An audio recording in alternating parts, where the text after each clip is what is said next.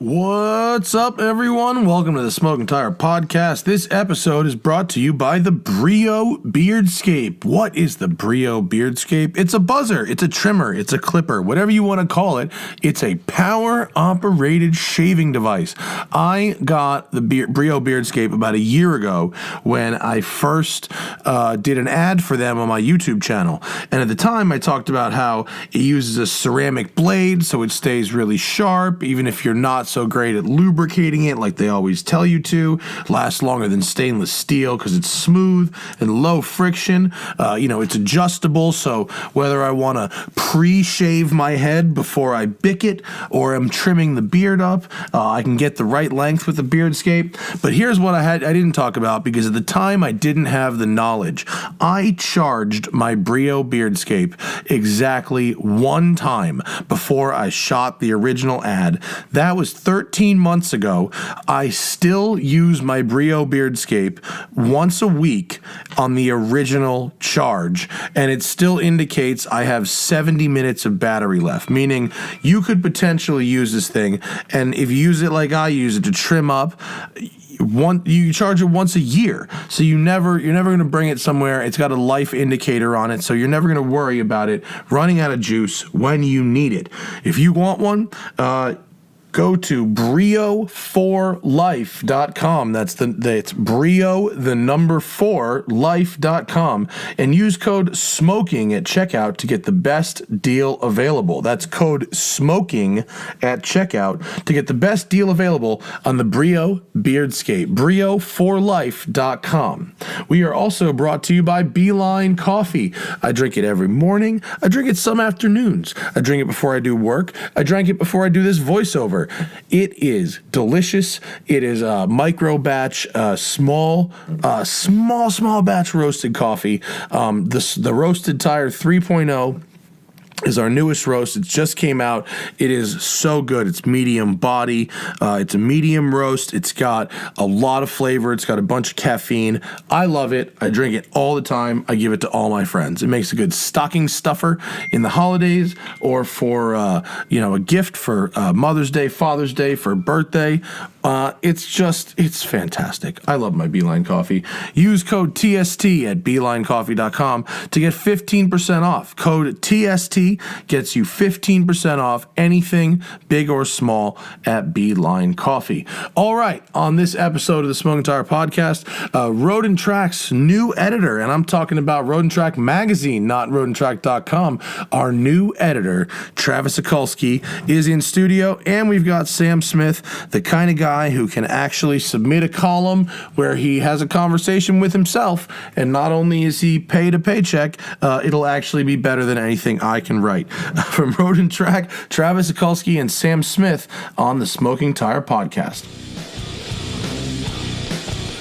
It's the Smoking Tire. Yeah, that's my thing. Hi.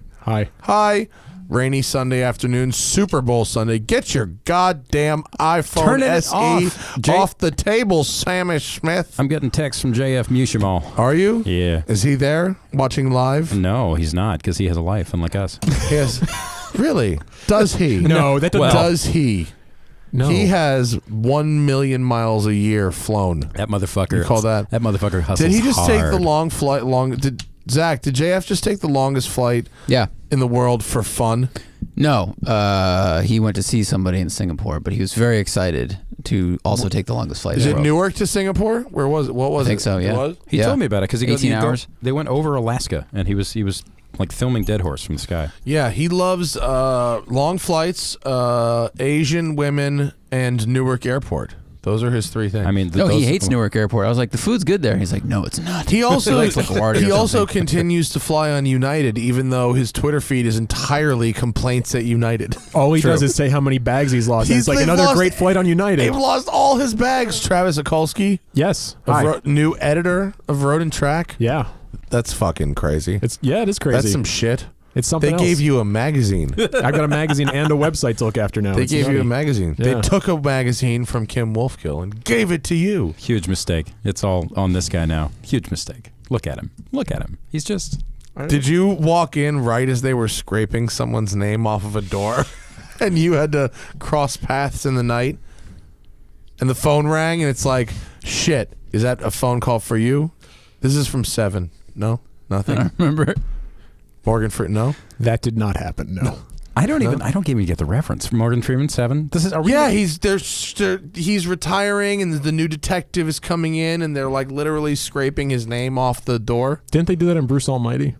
Probably. It's been done before and will be done again. It's a trope. That's why God damn, you guys are Travis. dumb. No, we discussed this before. Travis hasn't seen movies. He hasn't seen anything. I don't see movies. Hard Agree sat him down at a shoot at Lime Rock, and we just started riffing through movies like The Godfather, Star Wars, anything. I've seen Star Wars. You haven't seen anything. I watched Bohemian Rhapsody on the flight here. Did you enjoy it? It's on flights already? Yeah, it's on planes already. I've heard not great. But I enjoyed it. Did you? I don't know. I don't actually give a shit. I enjoyed it, and then I don't know. I like Queen, but I don't know a lot about Queen. So I watched the movie, and then I'm like, last night, I was like, I'll just look up stuff about Queen. And there were so many things that were just wrong in the movie that was like, wow, why would they take so many liberties? I know it's not a documentary. That's why it's based on a true story. Yeah, but barely. They had like all these, like the band broke up before Live Aid. The band did not break up before Live Aid. Yeah. Like Freddie told them they had HIV before Live Aid. He didn't know for like 2 more years. There was a bunch of things in there that just weren't correct. Oh, spoiler alert. The movie was like, this is Freddie's wife who's very satisfied and so is he. Well, that was the other thing. I didn't know that he had a fiance at one point and that like she became his like best friend / common law wife is what he called her. Really? Yeah. I didn't know that. Yeah, Mary Austin. She had to have been in on it. I mean, wasn't that in the movie? That was in the movie. I just didn't know. I didn't know that was true. Yeah, okay. 'Cause that wasn't. I thought I was like, did I hallucinate that or something? No, that happened. Yeah. the guy was such a boss. If I could grow that mustache, I'd grow that mustache tomorrow. You need like the 7 extra teeth too. No, I could do it with a mustache. Just the Mario and Luigi, like big in front of your face. I could do that. Well, I just can't. I can't get facial hair. I look like a hobo. I feel like you if you did it, you would be the ultimate automotive journalist trope. Just walk around with a shrimp buffet behind me. Like you'd need the other. If your name was Nigel, is the only way it could be more tropey. Nige. Oh, Nige. Oh, Nige carrying around his Countach. Right, Nige. Zach, the one with the mic in the second row is really where. That's proper. These are all my thoughts on the new Veloster.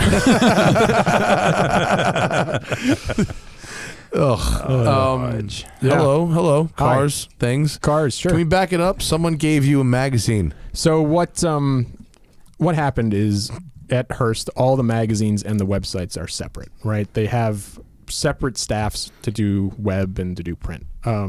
Last year, they had the web people. One of the president of the digital division became the president of all of Hearst magazines, and what ended up happening is that some of them started combining. So, like in the fall, Sam, you can wake up. It's okay. Oh, I'm sorry. What? They had This like is a great story. I know it's a great story, and I've said it like sometimes, but so they had like Cosmo, like the digital director of Cosmo, ended up taking over the magazine and the website, and then in some places the editor of the magazine took over the website. Yeah. So that was the first round, and then there's a second round, which is us. So they moved Road and Track under me to combine the staff. I'm going to give you the short version. They basically looked at it and said, there aren't enough Miatas in it. How do we get more Miatas in this magazine? We need more Miatas.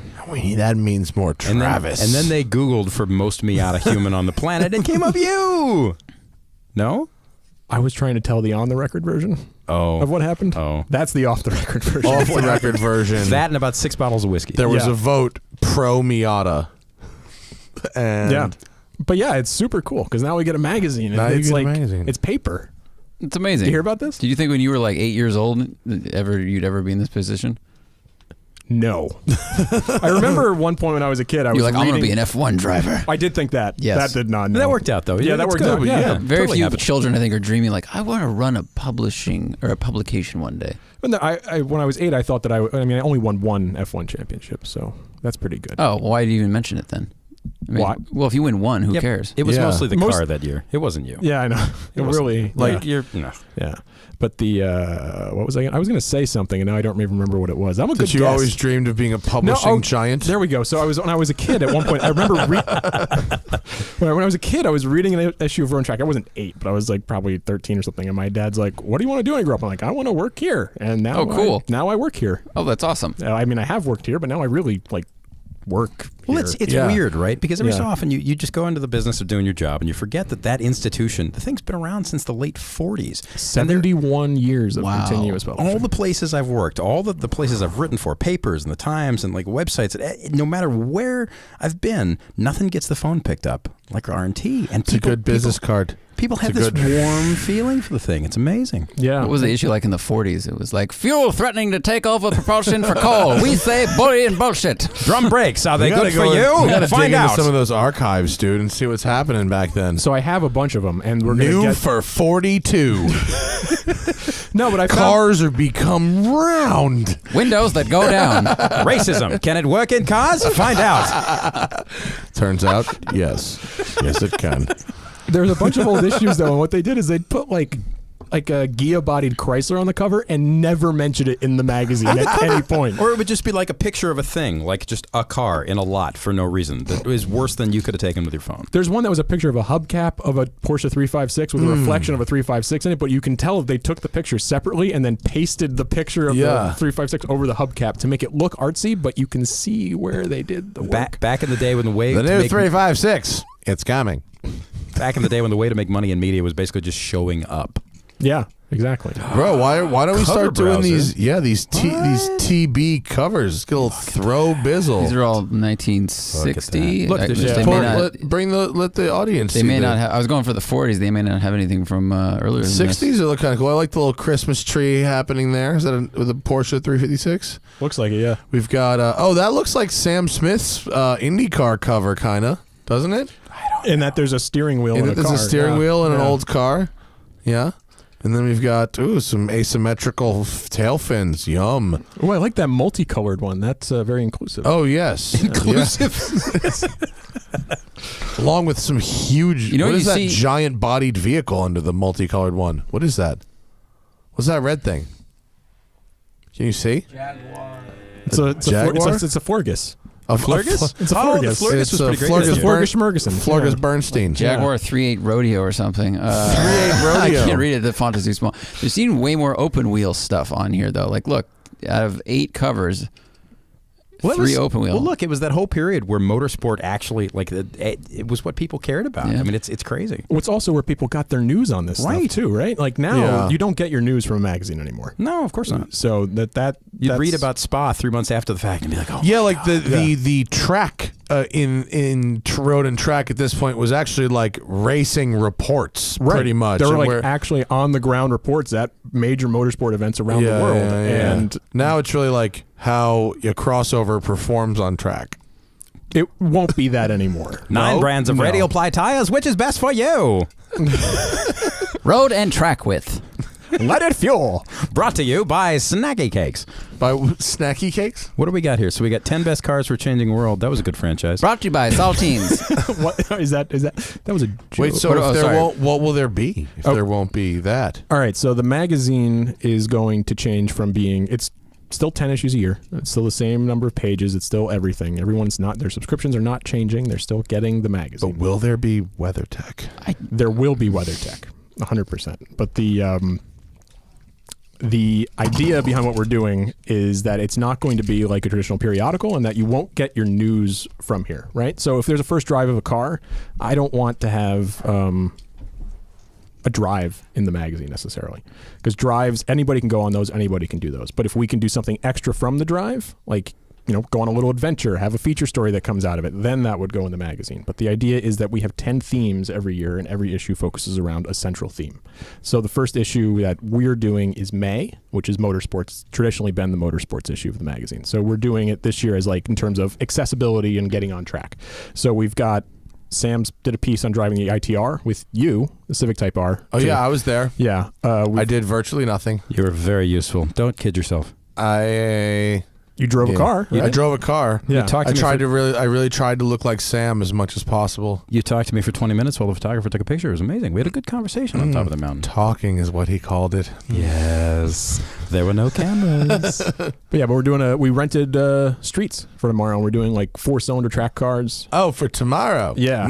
But the point has been right. So the point has been to lean into what magazines are good, right? Good. What magazines do well: big and long form, in depth storytelling, and taking people places they can't otherwise go. Right. Like 4 months ago, I got 9 laps in a 2007 McLaren F1 car. And we're going to give that 20 pages because there's gobs and gobs of stuff that comes out of it that's just insane. You're going to write 2 pages a lap? Hello. First, I turn the wheel. Then 9 laps, huh? More Where were wheels. the 9 laps? They're at the road course at Indianapolis, the Speedway. Oh, It was that's pretty rare. Oh no, in not a McLaren F1, a McLaren Formula F1 One car. a Formula One car. Yes, An X Alonso 2007 MP422. Lovely. It was insane. Yeah. But that's the idea. So There's a picture of everything it has a theme. So that's not going in the motorsports issue though, because we're probably going to do an entire issue just dedicated to Formula One, about why you should be watching Formula One, what's interesting in Formula One, tech stuff, all that sort of thing. So there's going to be, more people in the magazine, more places, using cars as a lens to view these certain themes through. It's more making it into something that feels fresh today and feels fresh in 6 months if you were to pick it up then. So it's not tied to the news cycle. That's good. Yeah. So it's when it's got that 10-month dentist's office carry, the date that you look at it and you go, oh, 2017. Right. Well, It won't matter so much. Yeah, it won't you be don't about the new whatever. Right. You don't want to have something on there from a drive that just happened 2 weeks ago. You want to have something on there that feels like a bigger story that deserves the provenance of being in the magazine. That's good. Yeah. And I think we have a lot of Are you ideas. going to drop so- the first drives on .com still, though? Is that going to be a thing? Yeah, the idea is that roadtrack.com is going to remain up to the minute news, features, reviews, first drives, whatever. Sam is like on crack over here, like I got a lot of coffee in me. flying his little toy car around. Somebody was nice enough to send you a little Tomy Wait, hang on. Lamborghini Countach. Yeah. This man drove an Shout actual out- Formula One car. I know. Yeah, we're looking at it. But Well, but you guys are what we talking. have here is a toy. Yes. And he's zooming around the air in a Countach. Look, I'm not an What adult. did you talk about driving that Formula One car last time you were on the show, or was that just when you were hanging out with me? We didn't bring it up. It's super interesting, super nuts. Well, now you have a microphone. Oh my God! What do you want to know? But you've driven a lot of stuff. How big a jump, if at all, was this from you drove that 787 Mazda, which has been you've driven a lot of serious fucking race cars. Yeah. But was this the most modern and most powerful and technologically advanced race car? Oh God, yeah. Are you By, like, kidding? huge so margin. so a 12-year-old F1 car is still 10,000 times more complicated than the space shuttle, right? So that thing. So in a straight line, it's basically about as quick as name Supercar X. I mean, 0 to 60 in the thing, if you get a decent launch on it with launch control, is high twos. I mean, it's not that crazy. And what's nuts about it? High twos. That's not that whatever. crazy. It's fine. Yeah, but if you the don't point stall is, it. Tesla the point Model is, 3 keeps up. Okay. The point is, below like 120 or 130, the thing doesn't really pull, unlike anything fast that you'd see in a road car. What's nuts about it is that it pulls as hard at $150 as it does at 30. That there's literally so that it had, I forget what gearing was in it, but that car, that chassis is Alonso, and the guy who owns it is probably going to kill me for not remembering this stuff. But Alonso won a handful of races with it. He went, I want to say Monaco. It was the Monaco chassis. Wasn't Monaco it? and a couple of other things. But it's unrestored. It basically, they flew over 6, 7, 8 McLaren guys, a couple of pallets of tools, and just gobs and gobs of things to run it. It took 4 guys sitting in front of a laptop just to get the thing started. Whoa. Checking the oil is a 2-hour procedure because if they overfill it by a couple of centiliters, it explodes a tank and a line and this other thing and this other thing. The clearances on the crank and the motor are so tight that if they turn it over by hand without preheating the oil and preheating the block and preheating the coolant, it'll wipe the coating off the bearings and ruin the bearings in it. It's measured, the life in it in the motor. The motor, It's measured in like minutes or something. they wouldn't tell me exactly how much it cost to rebuild, but everything I've dug up, somewhere around $250,000 to freshen the motor, and it's a relatively long-lived F1 motor. Spins to 19 grand, makes oh God, I don't remember what it makes. I should know this. Spins to 19. They had it rev limited to 18, and then pulled it down to 17.5 later in the day. But pulling 1,000 RPM out of it doubles the life on it. And that doubles or triples it depending on how you drive it. Basically, that was the era of one engine per weekend. And they were the motor that came there. The guy basically has 3 track days, and then he has to rebuild the motor, and it's measured in kilometers, and it comes down to whatever the hell they would length do. of like a race plus quali 3. plus Right. plus practice. So they sat there, and they spend 3 hours checking the oil, and a guy sits there with a laptop, and he watches the temperature, and you do all this and yada yada, and you belt in, and you're sitting in it, and your legs, your feet, your legs are basically vertical with your chest. The tips of your toes are about in line with your eyes, and the nose rises up. You can't see anything. It's obvious why you get in the thing, and the first thing that hits you is why all those guys run into each other all the time, because you can't see shit out the back. The mirrors, look at the mirrors in that picture. The mirrors, these tiny little, like smaller than a cigarette pack, stuck up on stalks, and most of what it shows you is the rear tire and nothing else. And you can't see the apex, you can't see the front of the car, you could barely see the front tires. And when you're in it, and they put the little impact thing, because there's that big foam head restraint thing that goes on the side of the cockpit.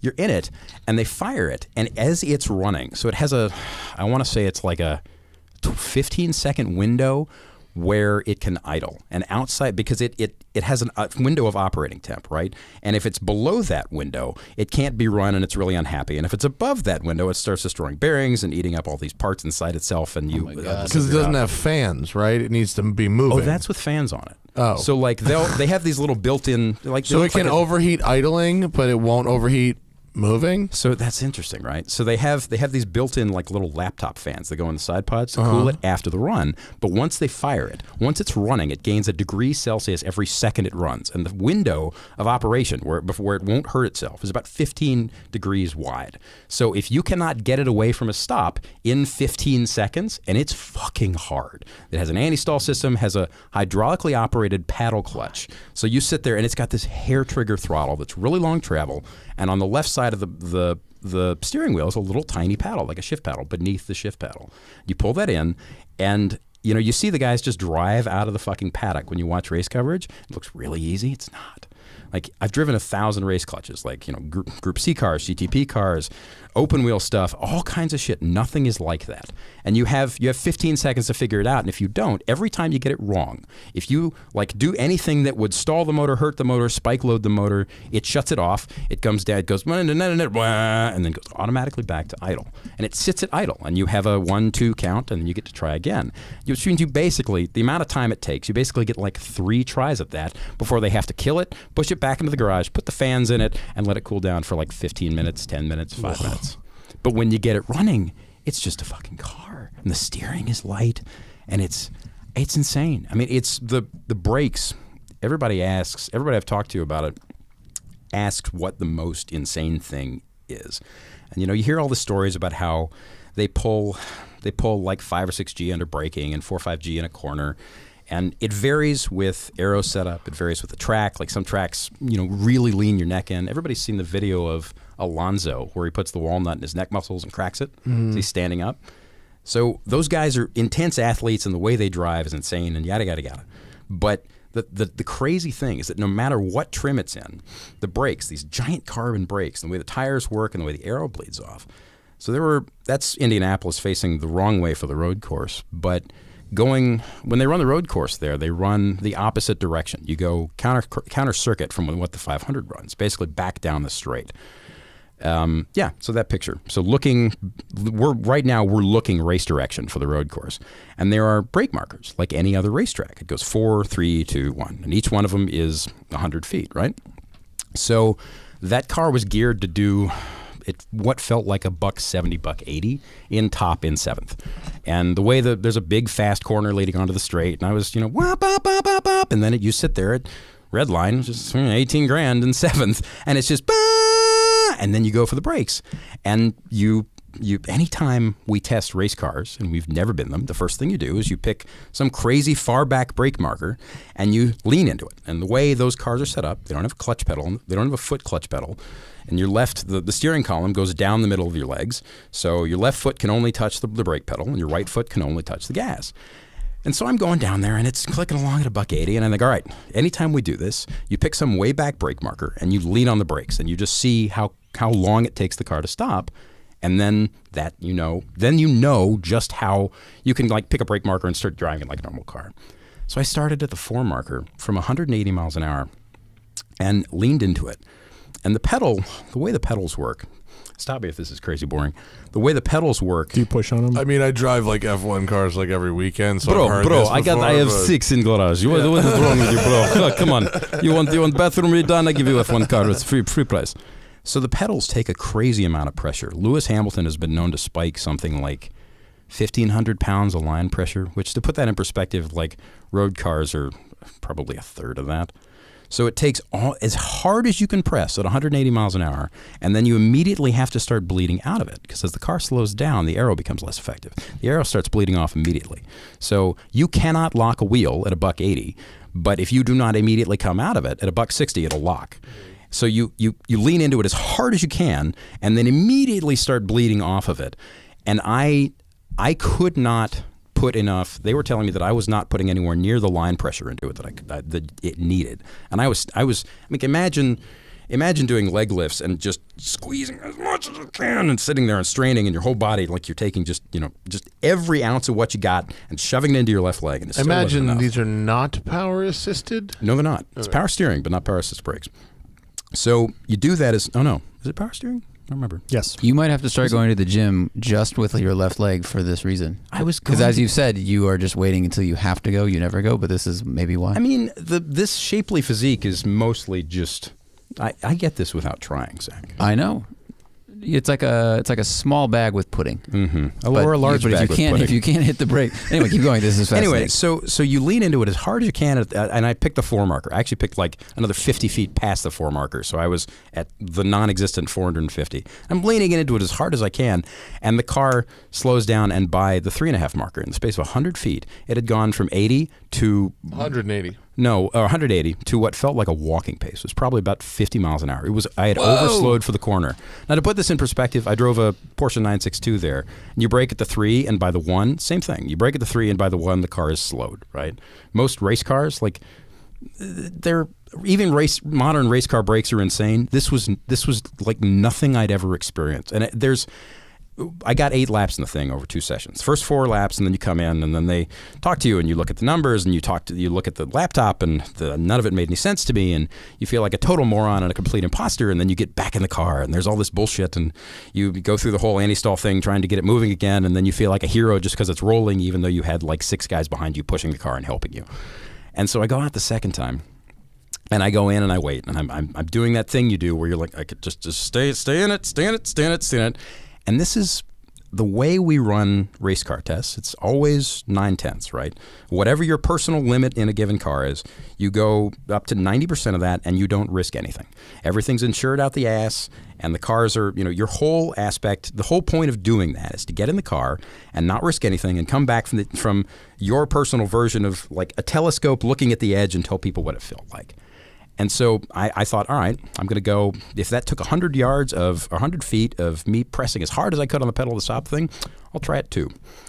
And I'm sitting there, and at a $180, like, shit moves real fucking fast at a $180. And I'm sitting there just talking to myself, like, just stay in it. And then you do it, and you bleed it down to the corner, and there was this tiny little slip as the car just kind of went, yoop. And I put a little bit of correction into it and breathed into it, and it was ba, ba, ba, ba, ba. And it looked and felt like the fucking video game. Like the way, the crazy thing is just how accurate, like, there's a Williams in iRacing, and there's one in fucking Forza. Just how accurate that stuff feels. It feels like that. And how much G it pulls in a corner, and how just delicate and perfect everything is. And then you spend, 7-8 laps doing some version of I'm an imposter journalist sitting in a race car thinking about what it must be like to play 190 mile an hour chess with these people. And at the same time as you're doing it, it was interesting. So I talked to a bunch of people before we went and ran the car. I know 2 people who've driven modern day F1 cars. One of whom was a guy named Mark Gillies, who, really nice guy, now works at Volkswagen, but was the executive editor of Car and Driver for a long time. Worked at Automobile before that. Has won at Goodwood a bunch. He's a historic racer, a Brit, really great guy. But he drove a, I want to say it was like an 05 or an 06 BAR Honda. RA108. All right. It was a Honda. Thank you. You're welcome. Do you? I work here. But he tried one when it was like a year or 2 old with team support. He got like 10 or 20 laps. He got a whole day in the thing and looked at the data.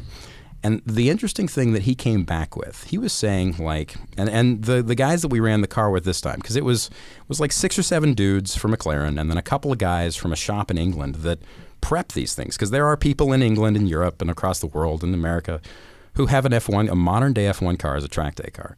But these guys, the McLaren, the gentleman, very kind gentleman who loaned us this car, had just bought it. He's really good friends with Zach Brown, the CEO of McLaren, was actually one of his first sponsors when the guy started racing, and he had just bought the thing. And there aren't a lot of modern day McLarens in private hands, and so McLaren was very serious about sending people out to deal with it. And they also, the guy who had just bought the car brought in a couple of guys from a private shop to learn from McLaren how to run the thing, because it's obviously like you don't just walk into Mordor. You don't just start the fucking thing.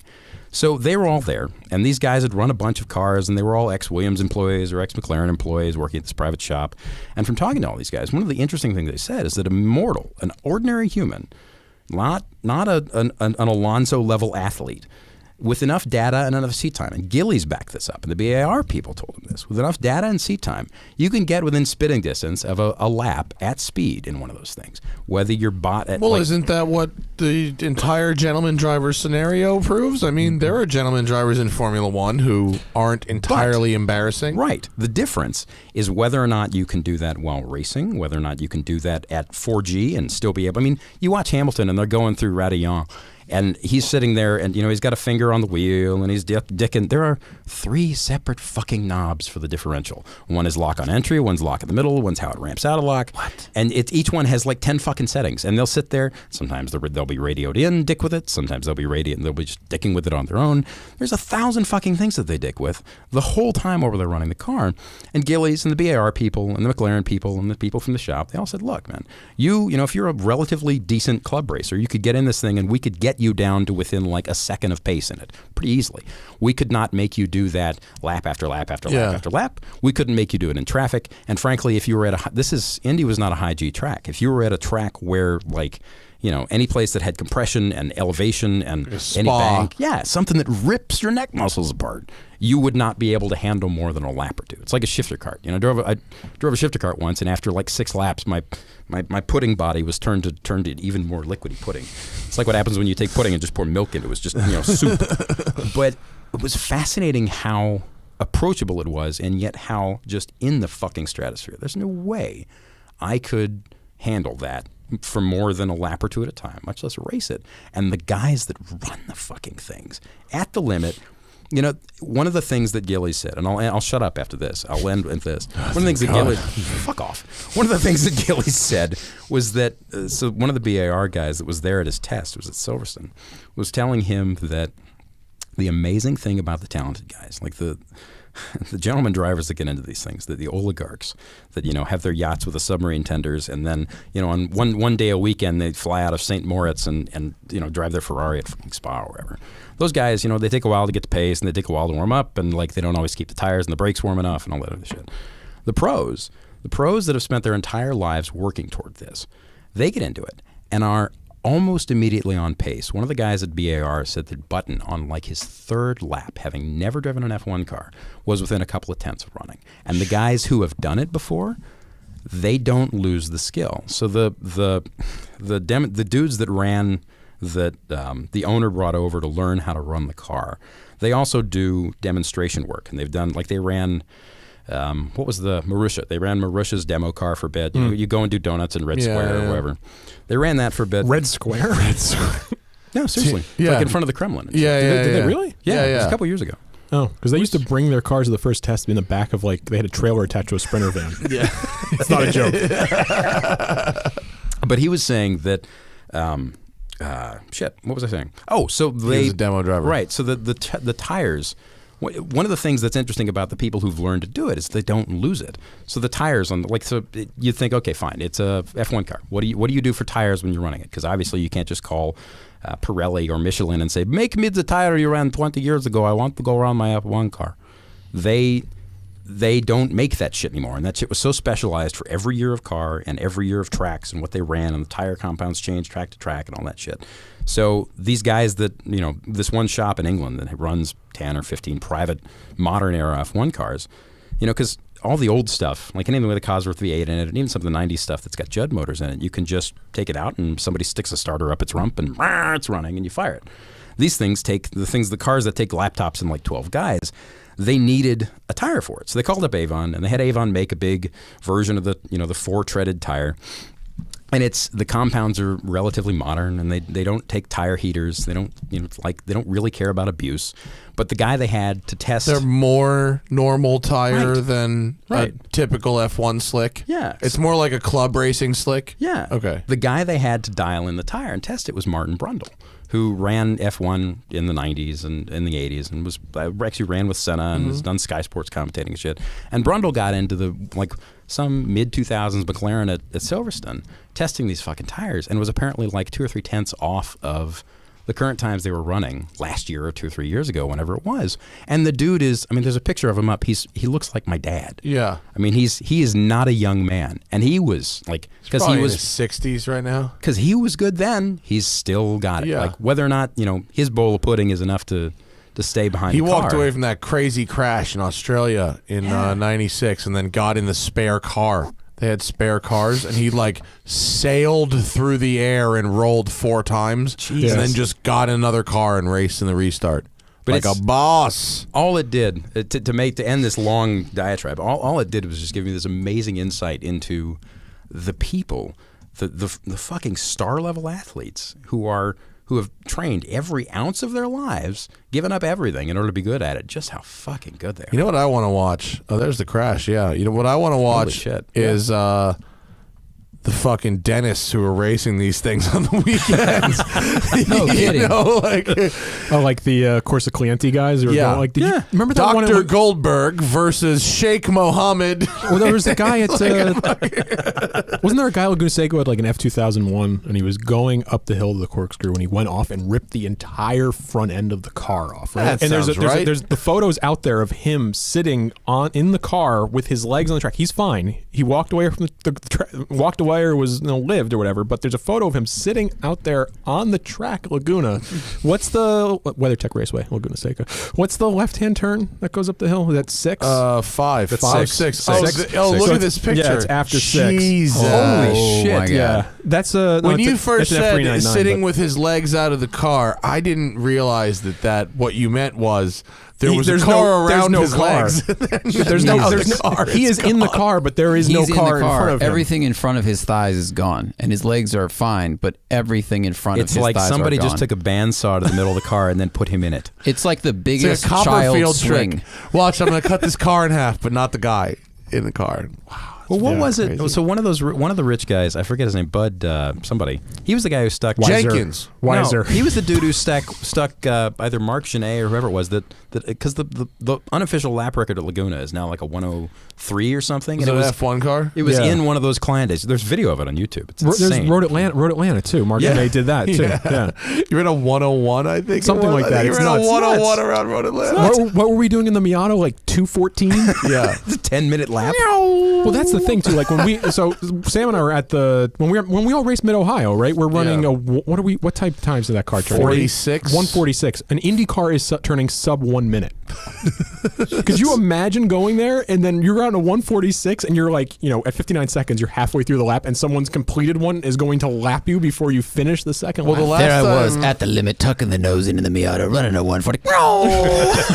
The last time ridiculous. we raced there, that race wife chick brought a 458 challenge, and so they were 32 seconds a lap faster than us, and so I forgot who took the first stint on day 2. I watched whoever took the start. Madsen, wasn't it?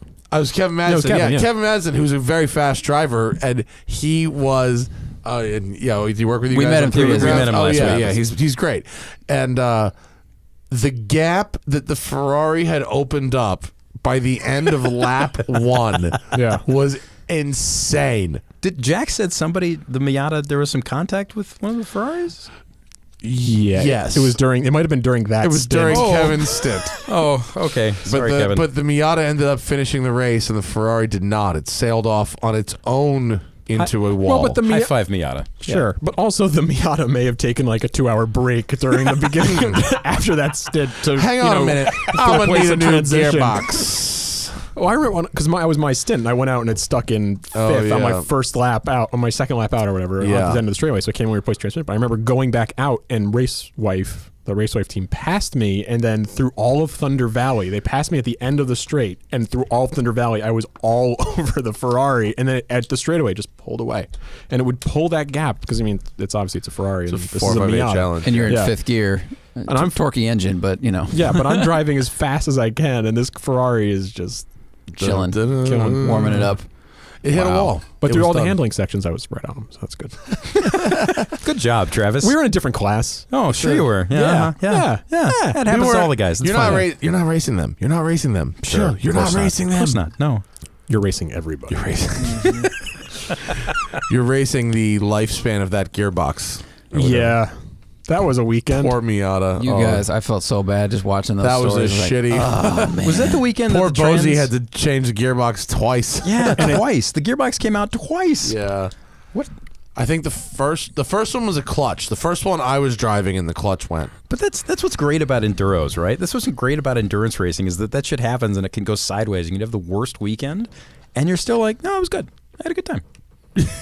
You know, no, all right. you're looking at me like, that, no. That particular race, I was like, yeah, this one, because it was also really cold.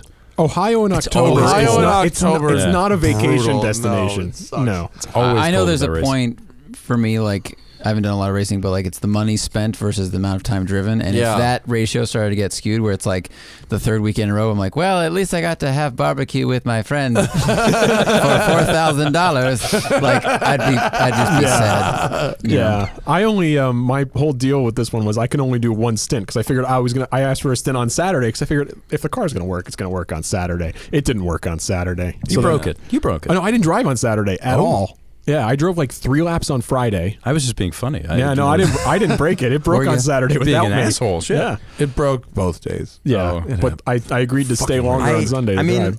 we love the Baruths. It is a breaky Miata. It has broken a lot. I think all race cars break a lot. I think they do. Shh, don't worry about No, it. Don't but worry your head. It's AR is okay. like the best series, but there seems to be a lot of cars that just. Well, wasn't the Miata a school car before you guys bought it, or was it a club? No, It was a, it was a- Playboy Cup MX-5 car. Yeah. Right? Yeah. Oh, okay, so It's been a probably race car driven its whole super. life. Yeah. Charlie it's bought the old a meatball school car. car for herself. Meathead, not Meatball. What? Meathead Racing is who What? owned the car before her, right? Right? Meathead? I don't know. Meatball? Definitely meatball. I'm hungry now. I'd rather hang out with the guys that made meatball racing than meathead racing, I think. Yeah. Yeah. Who knows? But Yeah. since, I've talked about racing that car a few times, man, people come out of the woodwork and offer me very expensive seats in their race cars. You should do it. Fuck it, I'm not dropping 20 G's. You they shouldn't do it. A weekend to race a Oh, I thought they M3. were offering you the chance to like high price stuff that they could then you'd comp you and you'd talk No, about it. they were trying to sell me. Wait a minute, seats. Travis, are you saying free race car rides don't just fall out of trees? I thought they did. Only with BMW manufacturer provided vehicles.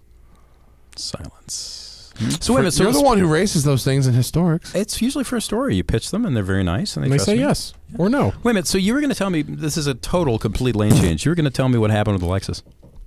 Oh, left turn. Hard left turn. Hard left turn. at left Lexus. Yeah, the million What mile was I Lexus. going to tell you about it? You were gonna tell me what Everything, Everything- everything it had to do. Yeah, he wanted to know all the maintenance that needed to be done Yeah. on it. Okay, so the Lexus is almost at 1 million. It's 630 miles shy of 1 million. Zach and I, in 2 weeks, are going to go finish that project. Yay. So, all right. What was wrong with it when I got it? A fucking lot. All the bushings were shot, obviously.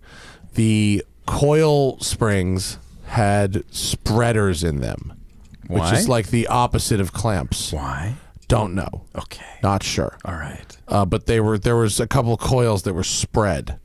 Meanwhile, the shocks were completely shot. The power steering and alternator worked, but didn't last for very long. The steering column and steering shaft had like a ton of play in it. Steering shaft and steering rack had a ton of play in it. Had to be replaced. The brake light bulbs were out. I'm bored They needed already. new tires. You wanted to know what was wrong with it. Those were all the things. Oh shit. So wait a minute. So now you're going to drive it in Florida. Zach is going From to Atlanta to Florida. Okay, and then what? I'm giving it to Freddie, Right. who is going to put a turbo on it A and big one. some type of built gearbox This makes sense. and try and make 700 wheel horsepower with it. This is deeply proper. And when it blows up, then he makes me a coffee table out of the engine. This is deeply proper. I approve of this. Yeah, I'm for this. It's like the Lexus version of a Viking funeral. It's like just set it on fire like and put if it on a you container knew ship you back were to gonna Japan. die in a month, and if you knew when you die you're gonna have a 10 minutes warning before you die, you'd have like a vial of acid ready, and when you go, all right, 10 minutes, 10-minute warning, zoomp, and you'd go fucking straight to space. I feel like we're giving it just a shot of crack. Yeah. Like intravenously. Yeah, Like, here's your turbo. Okay, 67 substitute millimeter acid crack. for meth. You got 10 minutes left, buddy. You want to try some meth? I feel like I'd have a baked ziti if I had 10 minutes. Let me go out with that itis. Let me be go out with the itis. Give me some like ricotta cheese. The most accessible sausage. drug, right? Like the death row inmates order just 48 hamburgers that they're like, I'm just gonna get this. This is the last drug. See, I wouldn't want to do it because you order a baked ziti. What if it's not the best baked ziti you've ever had? That's your That last. would What be if it's such a a piece bummer. of shit ziti? I'd have my mom's. Yeah, but what if you can't have your mom's? What if you're sitting there? Karen Ziti. You're Fine. running out. The clock is ticking. You're running out of time. Somebody brings you that ziti, and you're like, "I'm Travis. I'm doing the." Oh, this tastes Well, you got bad. that Yeah. wrist- Anybody extra parm? They're like, you didn't ask for that up front. You're like, But what if you get some bad crack? there Is isn't there- any. I don't think any of the crack is good, but I think if you got the bad Bad crack just means you need more of it. It's like a volume thing. It's quality quantity. How watered down is the vodka in your parents' liquor cabinet? Someone sent me an old Fair. advertisement for a cocaine purity testing system, like in a box, like from the 80s. It was called the hot box. It was like, don't get a hot shot, use the hot box. And I was like, whoa, yeah, Sold at CVS. right. So anyway, that's the Lexus story. Aw. Gonna write about it for which issue? What's the issue? Oh. No, I'm not. I guess I'm not So anymore. no, you are. Whoa! You are. I don't want to. No. So Thought I was gonna no. We write talked about something. this. We want Sedate sedans. one of the things we want to do is like a vintage issue, but the vintage each year that it'll be a different era that we focus on, right? So Right. the idea for this one is that it's the 30th anniversary of a ton of cool shit coming out of Japan because of the bubble economy, right? So there's the R32 GTR, 300ZX, LS400, The overbuilt era. all the bubble economy stuff, the super luxury and the super high end things that were really expensive. And it was all because the economy in Japan was so good at the time that they could afford to do all these like moonshot projects. And then the thing crashed in like 91, and all those things went away. The Amati was one of the things too. Oh, yeah. So like the Mazda building a V12 luxury car that no one ever drove. So my idea for this one was that we use the crossing the million mile mark to talk about what the LS400 means in the wider, I guess, Yeah. wider to the public in terms of what it did for luxury cars and how it changed how people perceive this sort of stuff. Because I mean, NSX was that year too when the first concept debuted. The Miata was 1989. There's so many things that came out of Japan in that one year. Did you write an article about the Amati recently that I read, or somebody else did that? That Like, was, I was the first I'd heard of the bubble economy. Raph wrote about Raph it for did. Oh, okay, for Jalopnik. Jalopnik. Yeah, we were talking about this beforehand, but then Raph had been working on that post since I was at Jalopnik, which was 5 years ago is when I left. So Raph had been on and off working on that for like 5 years, and it's a really good read. I'd recommend it. What was the source of all their money? Like the bubble economy growth? Was it just automobiles shipping over here, getting more popular, all that stuff? Like electronics Yeah. in Japan, it was Okay. Sony, Panasonic, that kind Casio, of stuff. everything we started to buy. Gotcha. Yeah. The digital That's why age, when really. you go to Tokyo, it's like the future as imagined from 1985. Yeah. So good. If like if, I want a house. I want a house in Tokyo. if Apple never existed and Casio became Apple. Yeah, it's a Panasonic future over there. Yeah. Totally. I want to go to Japan so bad. Have you not been? Never been Oh, to yeah, Japan. you'd like it. It's Yeah. good fun. I like how Zach just Googles Tokyo. I've never been there before. I want to see what it looks like. Here, everybody, here's a picture It of looks Japan. like everybody's idea of the future in 1989, Yeah. crossed with Blade Runner, crossed with everything amazing you wanted when you were 9 years old. Yeah. Yeah. And you see guys, like you'll be rolling through traffic, you'll see a guy in an F40 with Bozozuku pipes on it, and there's just nutty shit everywhere. I saw the Yakuza outside the club, the 300 SL Gullwing, blacked out with the darkest tints ever, like illegally parked in front of a nightclub, like straight Yakuza status. When I was over there for the Dajiban event, That was so cool, dude. Can you explain what a Dajiban is? okay, so Dolce Van. So I love that grunt they do at the end of things, the acknowledgement grunt the Japanese do, where they'll be like, oh, Smith-san, you need to go have a meal with us. And you go, yes, I would like to. He goes,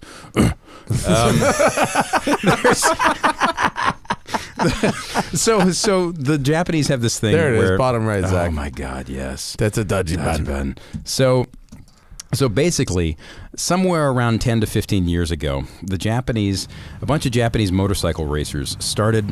What is? You can hear the Dajiban. You have sound. It just sounds like white noise, actually. So I'm going to turn it back down again. A bunch of Japanese motorcycle racers got bored on their lunch hour at some track day, and like 2 or 3 of them had a handful of Dodge vans that they had brought their bikes to the track in, and they looked at them, and because some of the smaller tracks in Japan have literally no rules, like you can do whatever the fuck you want because you're on top of a mountain and it's somebody's private mountain, they took the van out on lunch and started doing stupid shit with it and drifting around and modifying stuff. And then naturally, because they're the Japanese, they went full rabbit hole on it. And guys, oh my God, so that's Dorifto Dajiban. he just brought up pictures of a video of the Niriyaro video. I met that guy when we were there. It's a really nice. Seems guy. like a really nice dude. Does Really good nice videos dude. about drifting at Ibisu. That is He a goes all Ibisu over the circuit place. right Okay. there. So that event basically they started modifying the things and got crazier and crazier, and they all have the same. That guy was big, mobbing right there. that guy was doing well. so they make like special offset Watanabes for them, and they lower them by tucking the subframes and doing all kinds of other crazy shit to make them work. And then they go run this track day. See, side pipes. That's so good. They go run this track day every year. Oh, that was the guy whose van I drove. That dude right there, and he was from Osaka.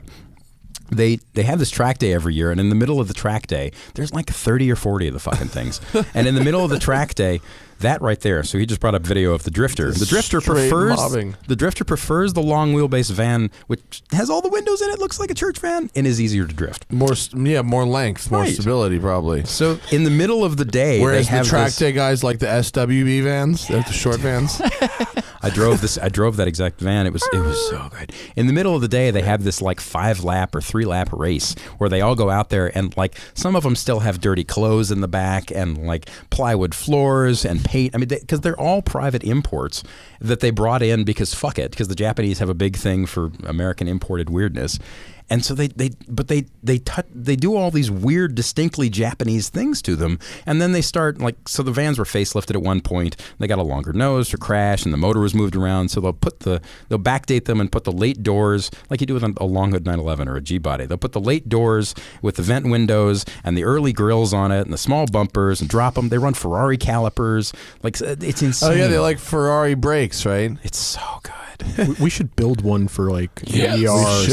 something. Yes! Just cage it and then bring it. I saw Imagine Sam- Race Wife passing. I did that Civic Type R thing with Sam right when he got back from this shit, and we're just driving around LA, and he's going, Dajiban, Dajiban, Dajiban. That's the thing. You start seeing them everywhere. But why Dodges? So the official answer is because there are 2 or 3 guys who started it, and their official answer was because they just had Dodge vans. The unofficial answer is because the guy who runs the big Dodge van shop in Tokyo, yes, there's a big Dodge van shop in Tokyo. Of course there is. It's like Only one? It's basically it's large by Tokyo standards, which means it's a 2-car garage. It's 2 bays. Yeah. And the guy who runs the official Dodge van shop apparently had been into Mopar most of his life, had Vipers and GT3s prepped for track days, and he liked the Vipers the most, so he eventually ended up with like one Viper that he loves so much. And I asked him why he ended up with a Dodge van. He said, well, a Dodge van is a man's car, and this is a man's van. And I went, okay.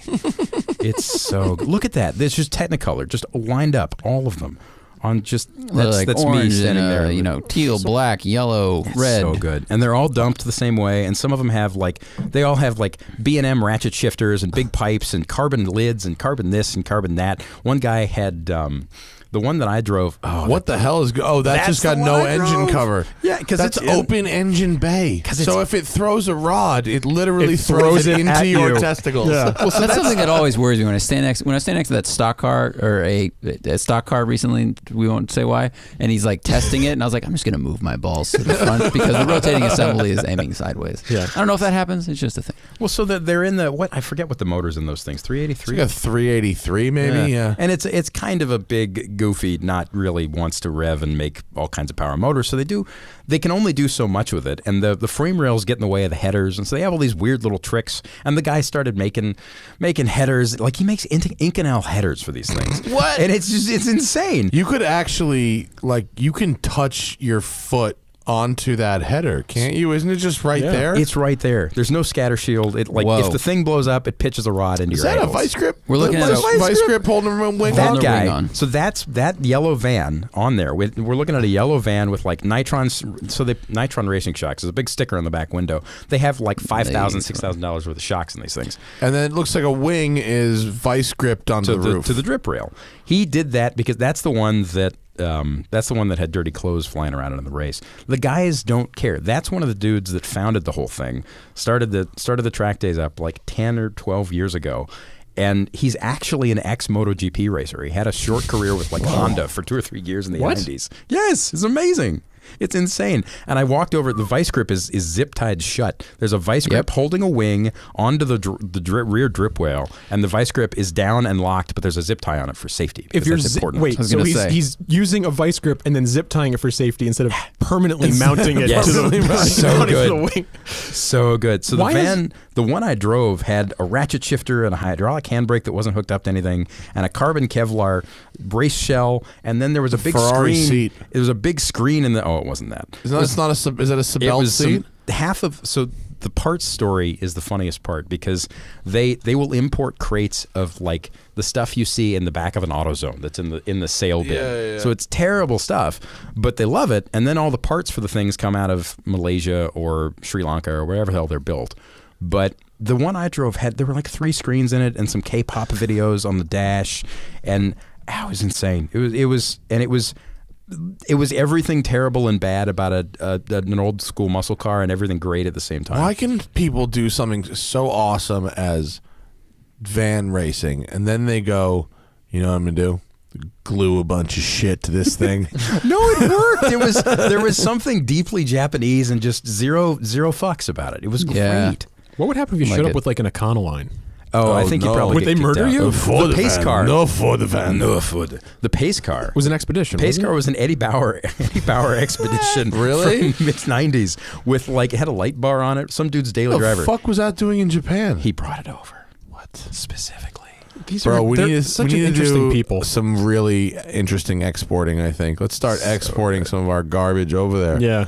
It was If they good. find out, if dude, let's start exporting that shit. Get all those 90s expeditions out of here. They bro. cannot Remember bring that in. shit. So the guy told me at this point they estimate there are somewhere between 300 and 400 vans, Dodge vans in Japan. That many? Yes, they cannot. Why? Well, most of them have been brought in. There are a handful of companies that bring in American spec shit in the same way that there are companies here that bring in JDM shit. Yeah. There are a handful of companies that bring that stuff in and they want it there. And apparently it started, the guy with the Viper guy, the Mankar guy, brought in, he got his van because it was sitting on a lot in Tokyo for like 6 months and nobody wanted it. But they're all brought in for that purpose. And now they're at the point where like, the guys, so the man van guy, his big dream is to ship his van to America and drive the length of I-5. They have such a. I'm sorry. I the tried to length of I-5. I tried to He explain wants to to him. drive the 5? Yes, He I could tried- choose any road in America? I tried Are there to no explain- straight highways in Japan, and this is a huge novelty to him? Does he like the smell of cow Their shit? freeways. Their It's like freeways. going home. Large parts of their freeways look like the 5. And I tried to explain to him, I'm like, this is like the road from Tokyo to Osaka. There's nothing special about it. I mean, it's pretty in places, but it's people in my country say it's punishment. You know, that's what's the line from Wayne's World? Garth, it's marriage is punishment for shoplifting in some countries. He wants to ship his van over and drive the length of the freeway because he looked at me when I told him this and he just goes, oh, is always in my dream. And I went, you know, you do you, man. That's rad. Yeah, I mean, some But you people have a bad dream. But would you? I don't know. Sir, your dream stinks. Yeah. But there's probably times when they look at what like we go over to Japan to do and they're like, why would you do that? Yeah. True. That's a terrible idea. Yeah. No one wants to do that. It's That's just when people come to LA and they go, I'm going to visit Hollywood. They go, Yeah. what for?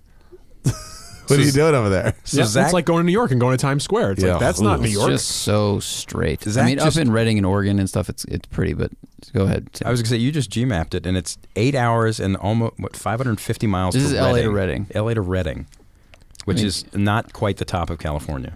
No, and it It's also starts not to the get entire length of the 5. You it gotta starts go to to get San better. Diego. Like we Yeah. drove it in Oregon for car show, and like it was big, sweepy. It's through the lovely trees in and stuff. Oregon. Yeah, it's nice. It's But great. south of Reading, it's almost dead straight. Yeah, it's terrible. But so they Glad bring we've now studied this map of the 5 for 90 seconds. they bring the vans in, and what I was getting at is that they have. I came back from that and I started seeing them everywhere. You know, you see them on the street corners, and you get real excited when you see the shorties, which Like have after like doing a lemons race, everything is a race car. Yeah. the shorties have an impossible. The wheelbase on one of the shorties, I forget the exact number, but it's like it's the wheelbase of a modern Mustang GT. It's tiny, and you see them on the street, and you go, oh, because they're not that common. Because usually they're only like they all ended up with tradesmen, and like a late one in white without the windows in it, with the panel doors and only one slider. It's hot. It's real good. It's real good. hot. And then you see the church ones with like the billion doors and billion windows. This is not. That's what we had. It's not cool. We had when I was racing. That's how we brought the go-karts to the track. Of course, A Dodge van? We had course you grew up we had in one of a those. 15 passenger 3500. Hell yeah. The first one was the generation before that one. So it was like the square headlights and everything. Yeah. It's a great van. And I learned to drive in that van. That's what I learned to drive. But they in, was don't a Dodge fuck Ram around. van. What if you showed up with a Caravan short wheelbase with a turbo motor and a stick? Would you be welcome? I think it'd be welcome, but like it's that weird Japanese thing where like there are inside this box there are no rules. Yeah, you step yeah. out of the box. I mean, good for you, but why weren't you in the box? There's a box here. We discussed this. You should be in the box. It's like it's funny though because I didn't realize those things were made pretty much unchanged for 30 years. The fucking Chevy van they're still making right The now. Express? Yeah, the Express has van been is- around for like 30 years is also. really Still. old. It's really bad. It might be the only thing you can still buy with sealed beam headlamps. Really? Yeah. Whoa. That's a feel like- good point. Interesting. It's not like a heavy duty truck. Yeah, right. probably. Yeah, like the only consumer vehicle you can buy like Yeah. that. Yeah. Remember, what about if you brought an Astro van? I feel like an no. Astro van would fit right in there. Oh no, I have bad memories Different of brand though, you know, they might get mad. I know what you're saying, But I know, but Same- it's a shorty van. It right? rolls off the tongue. Chevy bun. Chevy bun. Chevy bun. No, Astroban. Astor bun. A Ford bun. You know what I saw yesterday? Econoline bun does not work. I was at Bill's yesterday and I saw a first generation Pontiac Transport. Really? Like from the 80s, like the Dustbuster Yeah, yeah, van. yeah. I hadn't seen one of those that didn't look like a complete rundown hunk of shit in so many years, and it was like, ooh, shit. It's cool seeing stuff It was like that. yeah, now, the isn't it? blue, the bottom right, Zach, the dark blue, like the two-tone. Yes, This dude, is a look. unattractive. When was the vehicle. last time you saw one of those on the street in a condition that resembled that? It looks What like the year did that future. come out? 1992. No, I think it was late 80s, maybe. What's the line from Get Shorty? The Cadillac and minivans. They look like Oh, the future. Yeah. Ah, it looks so It's like a good. Previa with a I tried to flat get back. my mom Yeah. to buy one of these so fucking hard. She settled on the Villager, the, the Nautica Villager. the era of Nautica body Villager? Yeah, colour. she had a Nautica Villager. Really? It became mine too. The white wheels, the whole fucking thing. Was that blue, the one blue with the champagne bottom? No, it was blue with white Oh, it was on blue the and white. bottom and white wheels. It looked like a capsized sailboat. Oh, so good. Mm-hmm. He said everybody had the Villager and no one had the Quest, and they were the same thing. They were the same. They Yeah. actually, thank God, they got the Nissan motor. Yeah, but they were a Villager. Everybody I knew had a dark green one with the silver on the Dark bottom. green silver was Yeah, the that- popular that was the one. color yeah, combo. yeah, Yeah. My mom's second one had that. The first one was there's the Nautica with the white. There you go. Yeah. This? Yeah, Yeah, that's Wow. Wow. It's actually, if you get a picture of that's a studio, they really softened it with the fucking seamless. Give him like a middle of the day picture. There we like go, yeah. go up from like a Craigslist ad. Right down. No, down. I'll say it looks more of like a cream in that photo. Cute. Right there where it's really stark white. It's got like a yellow box around it. Yeah, it's a stark God. white. Oh wow, that's a. That is an unattractive. I vehicle. even had that. I had the bug shield on the nose. Yeah. I had that. How long did you? I can't get on board with this. How long did you drive around on one of these? Don't you still Maybe have it? 6 months. Oh, okay. I had it for, you know what I had it for though? The Millennium Party. The Millennium New Year's party. My mom still had it, and I took it out. Mattress in the back. The whole shit. It was fucking on, son. I mean, Actually, it had rear seat entertainment system, and it had very car-like steering.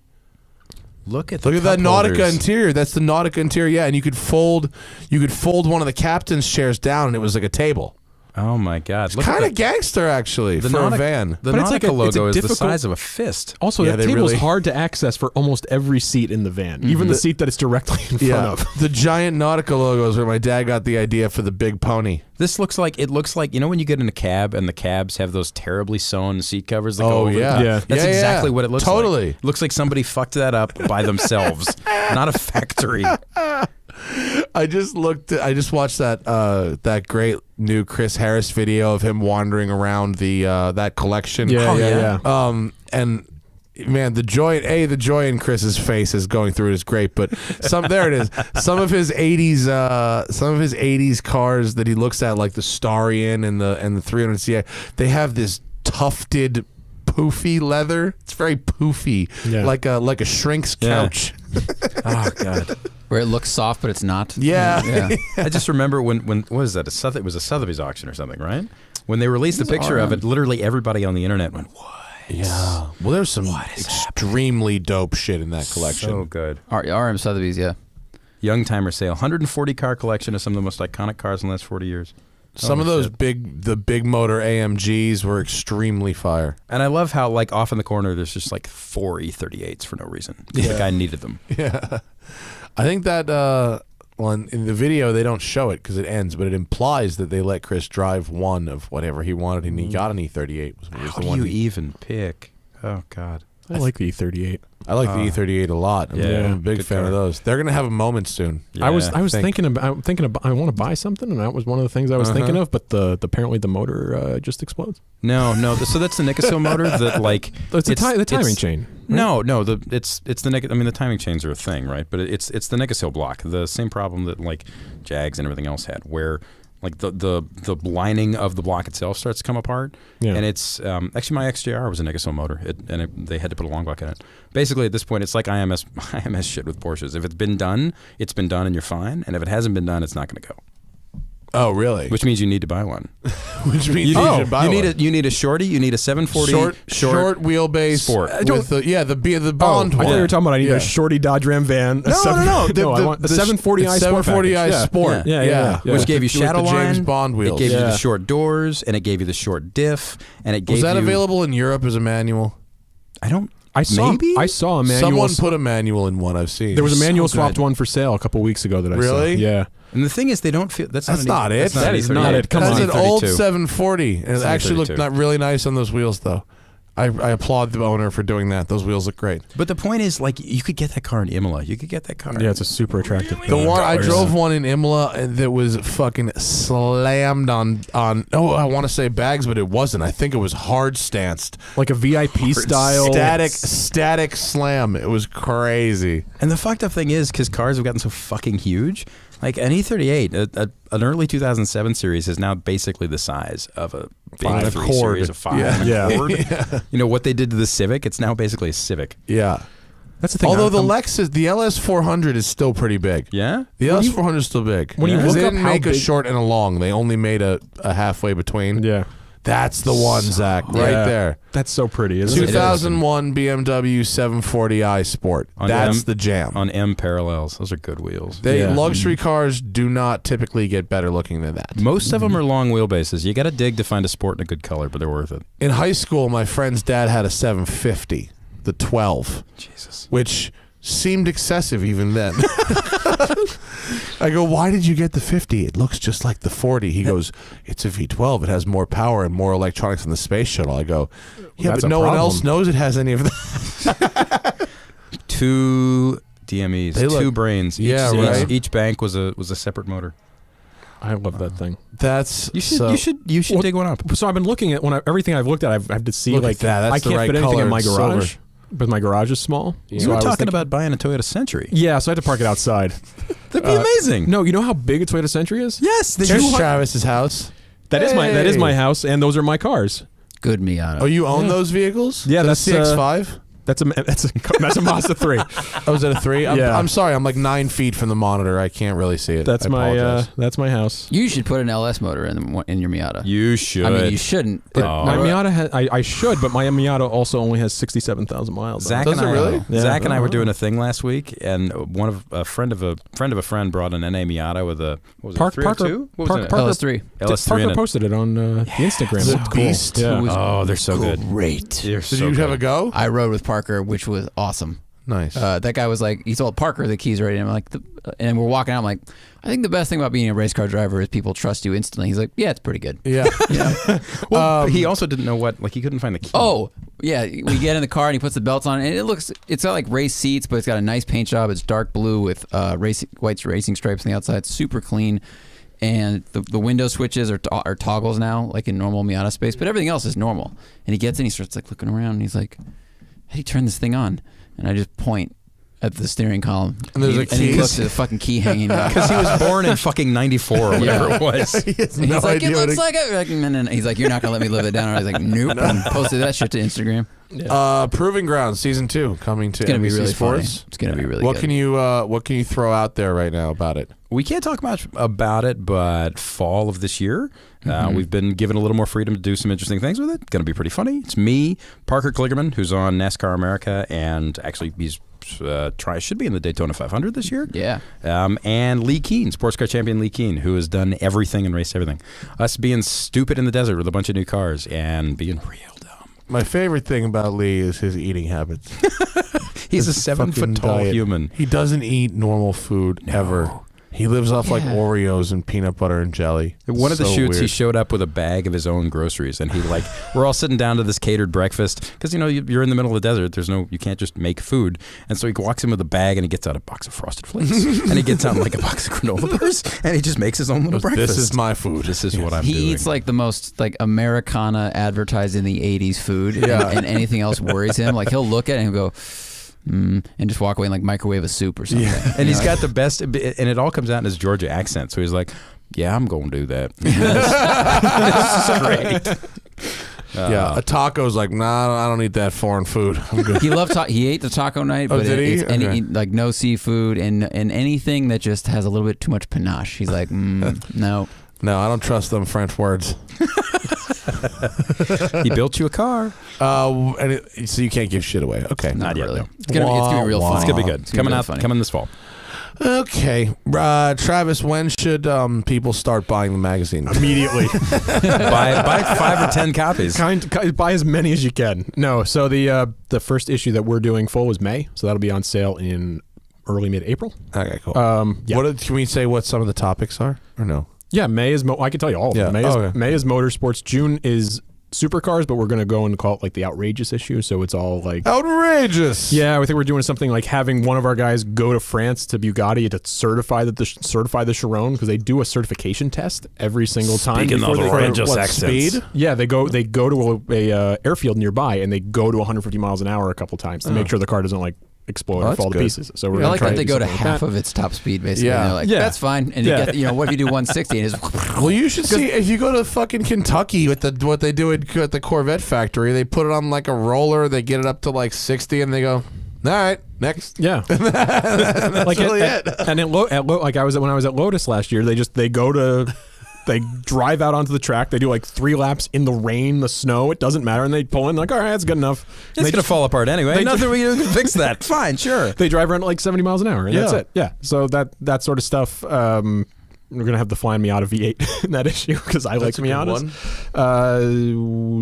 Then there's an issue that's mainly gonna be focused on people, personalities in the business. Formula One issue, an adventure issue.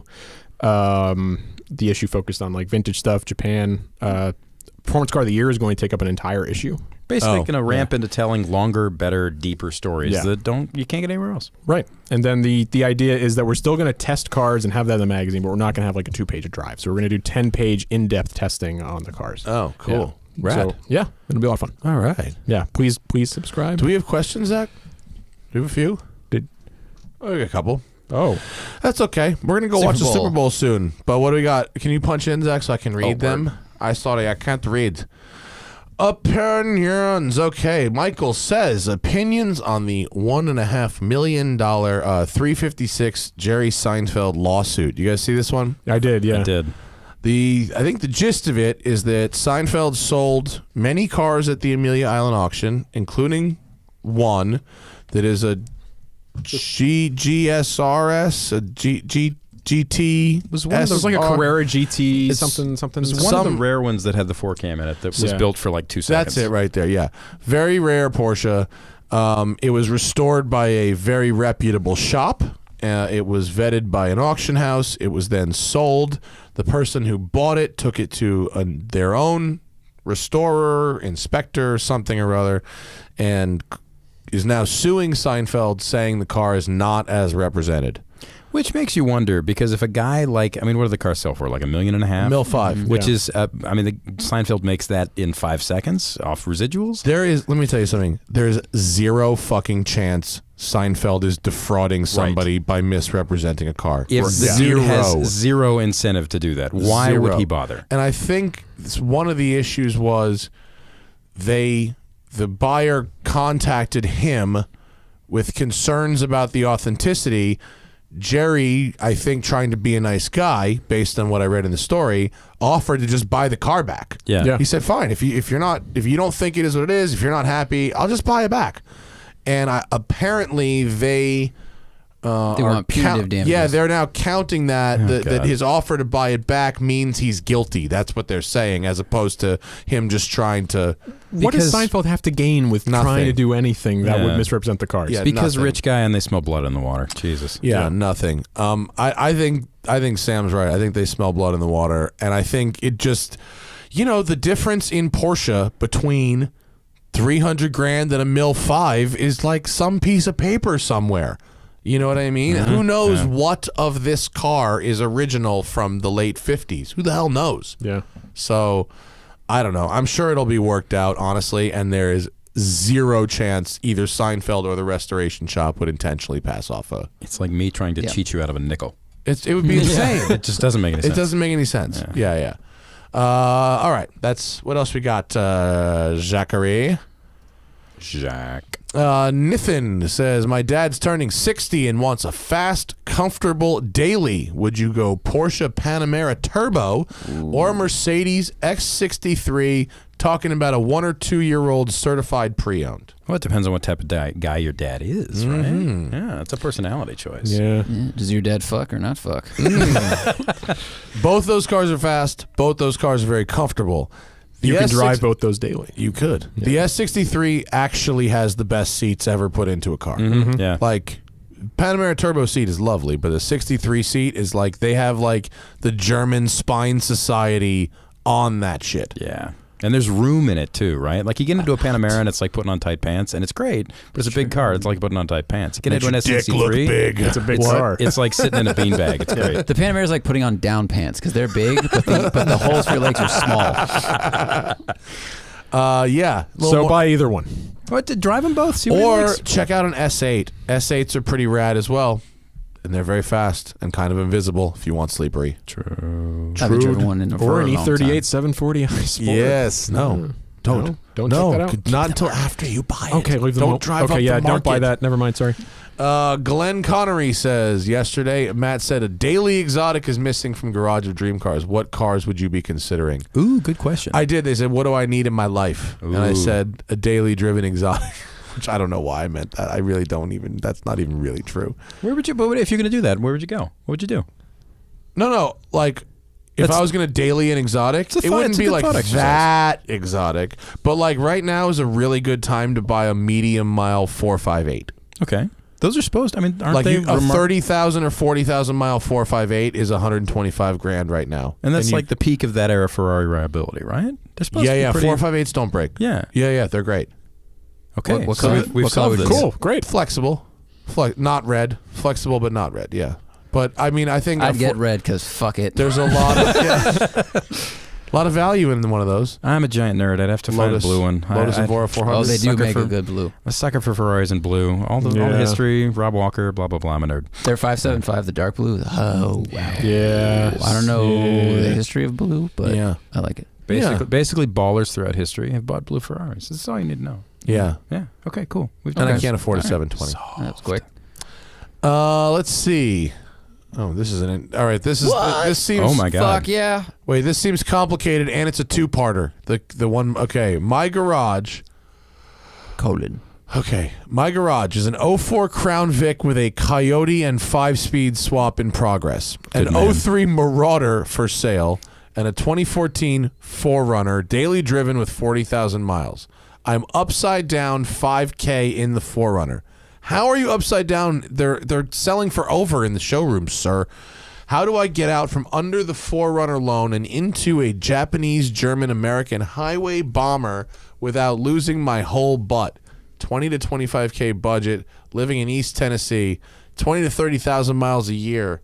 Wow. First off, I'm props for very living. confused. Okay. There's a lot of numbers. Props for living in East Tennessee, North Carolina mountains. Great area, great driving roads. Props for having a Crown Vic with a Coyote 5-speed. Yeah. swap. Yeah. Yeah, and a Marauder. And a And a Marauder. Marauder. But he wants an American highway bomber. Meanwhile, he has an American highway bomber for sale at the same time.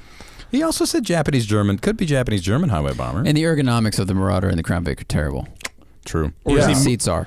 But is he how, moving into Japan or Germany or America to bomb those highways? so he's upside down in Where the are the 4Runner highways? and wants to get out of that 5,000 upside down, and so 20 to 25,000 budget for a highway cruiser.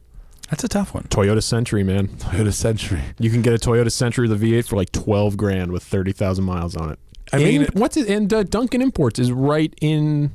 There you go. Right in Virginia. That's true. Yeah. A $20,000 budget will get you an Ace Lexus LS 430 Good call. as true, well. yeah. Yeah. An L or a GS GSF? or a GS. Yeah. Can't get Yeah. in a GSF. Not an no. F, Too but a expensive? GS Yeah. 430 or a GS 350 for 350 highway. Escort. I love Yeah. that car. Yeah, for highway, get a Lexus, man. Lexus sedan. Yeah. For 20 to 30,000 miles a year. Yeah, you want a Lexus, sir. You will have a great time. Your That's butt what will I be want. comfortable And then and you won't lose maintenance- any of it. Maintenance will remain a non-issue, whereas Yeah. if you go German, maintenance will become an issue. I mean, it sounds like Do you're a you wrench. do you know but this from personal experience? No. Wrench every day, bro. My car's amazing. The door is always open and closed. And my car I had for 1,500 miles before it needed a new engine. Right. There's a trend here. Yeah. Yeah. I want to make. I don't know what this shirt would be, but anyone who's just like those cars are bulletproof. Not if it's made outside of Japan, I think, and maybe the 302. It needs to Let's be. find out. It needs to be those cars are bulletproof, but there's a gun inside shooting everything. The bank is getting robbed from within. Yeah. JTAC1 says, what would you recommend as the next step from a Ford Fiesta ST? $20,000 to $25,000. Main concern is communicative steering and a clutch that's easy to daily drive. I'm leaning towards the ND Miata, but at 6'3", it might be a tight fit. The top goes down, you'll be just fine. Lee is 6 foot what? 9, 8? Lee's 6'4". Okay, so he fits in 4, an ND. maybe even 5. He fits in an ND. He doesn't fit with a helmet on, but he fits with an ND. Try one.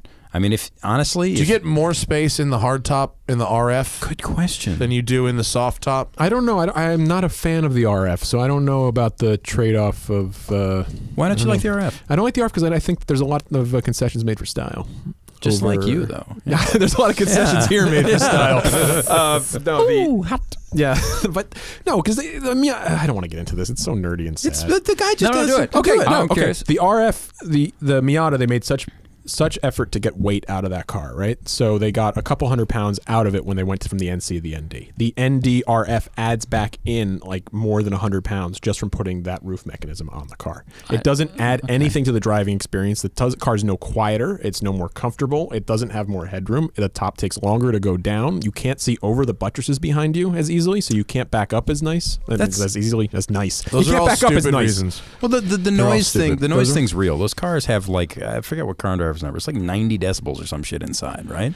And the if you're If you're buying a hardtop, you think that that's also Right. going to then make it quieter inside. Yes. And if it's not noticeably quieter than having the soft top car, what's the point? That I remember when I had a Miata Interesting. press car, the ND. I was it was really loud and really hard to have conversations in there. But it was like this morning when I was driving to meet you guys for breakfast. I had the top down, but then it started pouring, and all I had to do was reach back at like 45 miles an hour and just throw the top up. Where if you had if you had the RF, you've got to stop and wait 14 seconds and get soaked. And if you had an Aventador Roadster, you don't even bother. Yeah, no. Just say fuck it and call your insurance company on the way through that Audi MMI system. That car. Yeah. So or just drive really fast. So you say ND? I you say try ND. ND? I say BRZ, I guess. Ew, no. Or Golf R. Or 25,000, never mind. I would say drive an ND if you haven't driven an ND. Oh, how about a fucking Veloster N? Not cheap 29. enough. Not cheap 29. enough. Not cheap enough. They're probably going for way over sticker right now too. Good car, though. Don't pay straight over up. sticker, but nice car. Wait a little car. bit, and maybe you'd be able to get one for sticker. Yeah. Wait a little bit and save money and get one of those. Fuck, BRZ, WRX. Civic SI. Civic Civic SI. SI is good. For 2000s, it's not like be. a new one. Yeah. I'd still say ND. Them some options. If you can fit in the ND, I mean, go to a dealer, try one out, see if you like it. Maxwell Speaks says he wants to see the fun names for the podcast come back to the. They were fun, but the problem is that if The someone's titles? new and scrolling through the titles, they don't. If they don't see who the guest is, they may not be. Yeah, able to the track titles the were show. fun, but they were anti-SEO. Having the guest's name in the title is way better than having the fun, cheeky title. How many people? I mean, a lot of people are searching for me. I don't know about Sam. I assume a lot of people are searching for you too, No, Sam, right? no. Yeah. But they're searching for the other Sam Smith. It's true. Oh, that's true. Yeah, That's Sam Smith. Singer Sam Smith. You're not the only Have you ever heard? one. Stay with me. Has anyone told you that you have the same name? I mean, I've got a couple Grammys. Have we not talked about this? Oh, it's Two you. Grammys, one on Yeah. my mom's side, one on my dad's side. Ayo. They died in the 90s, but I had them. No? I like how somebody saw me on the camera sticking a fork through a Hot Wheels car and asked me who hurt me.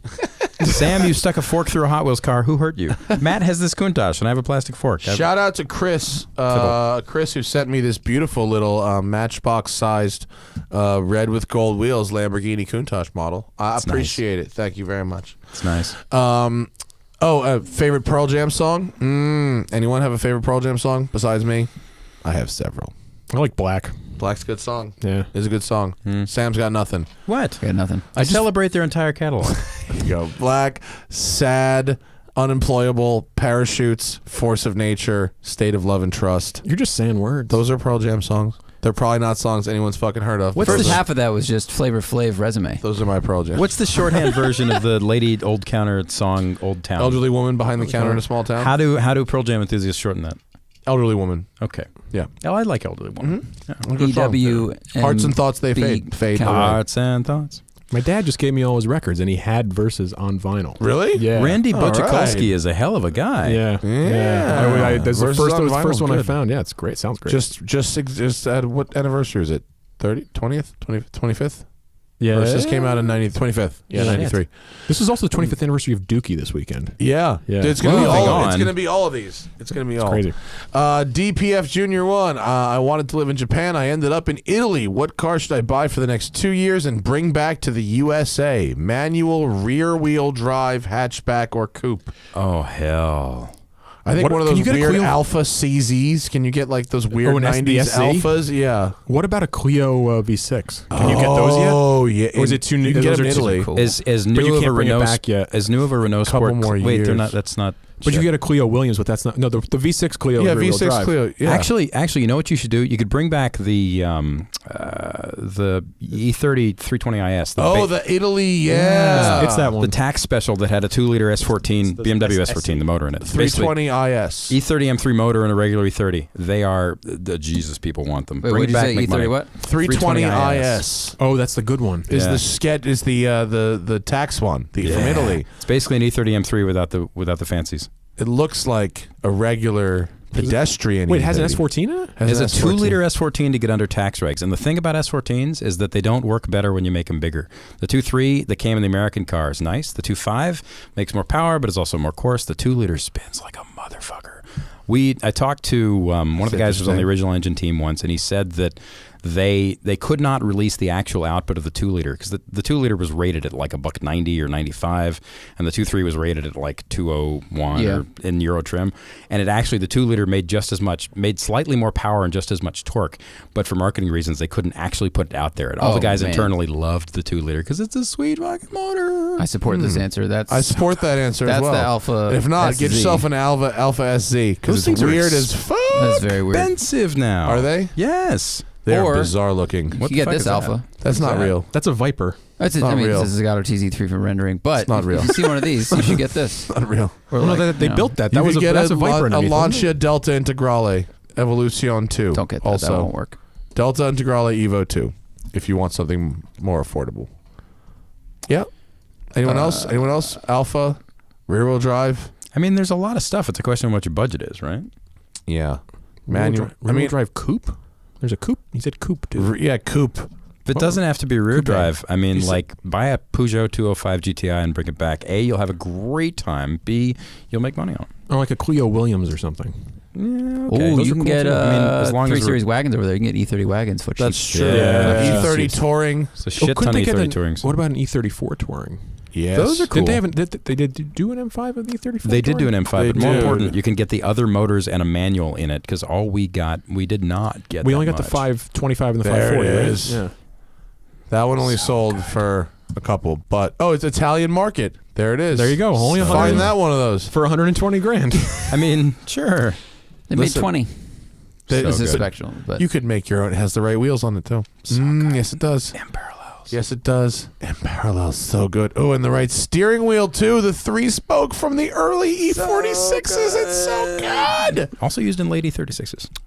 Oh, was it? I'm a nerd, sorry. All right, Go ahead. fine, nerd. The warning triangle, the factory warning Check the warning triangle. You guys, can you? I'm gonna jerk off right through the middle of that triangle from here. I'm when I bought my disturbed. car, Armin went with me, and we drove and got gas, and I'm just getting gas, and he's just starting to poke around like he would, and he opens the trunk and like somehow finds the warning triangle and just pulls it out and like, what's this? I was like, what do you mean what's this? It's a safety warning triangle triangle. from Germany. Of course it is, but like, why is that the one thing you're interested in at the gas station? I love that guy so much. All right, what else we got? Else? Sam, who did hurt you? Oh, I fidget. I'm sorry. I won't. Nothing against the car.